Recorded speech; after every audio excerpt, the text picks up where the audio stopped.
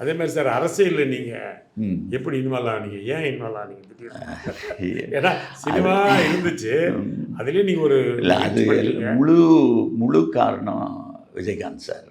அவர் என்னுடைய அண்ணன் மாதிரி, ஒரு நெருங்கிய நண்பர். ஏன்னா ஊமை வெளிகள்லேருந்து ட்ராவல் பண்ணிகிட்டு இருந்தோம். எந்த ஒரு சின்ன விஷயமா இருந்தாலும் என்கிட்ட டிஸ்கஸ் பண்ணுவார். எனக்கு தெரிஞ்ச நாலேஜ் நான் அவருக்கு சொல்லுவேன். அவர்கிட்ட நிறைய விஷயம் கற்றுக்கிட்டேன் நான். ஸோ அவர் கூப்பிட்டு என்கிட்ட பேசி, அவர் தான் எனக்கு ஓகே பண்ணி, நீ எலெக்ஷனில் நிற்கிறியான்னு. நிற்கிறேன் அப்படின்னா, என்ன சீரியஸாக சொல்லிட்டு இருக்கேன். அவர் கொடுத்த எனக்கு சீட்டு. ஆமாம், பரவாயில்லையா. அதுக்கப்புறம் அங்கே போனதுக்கப்புறம் பார்த்தேன், ஐயோ இது நமக்கு சரிப்பட்டு வராது.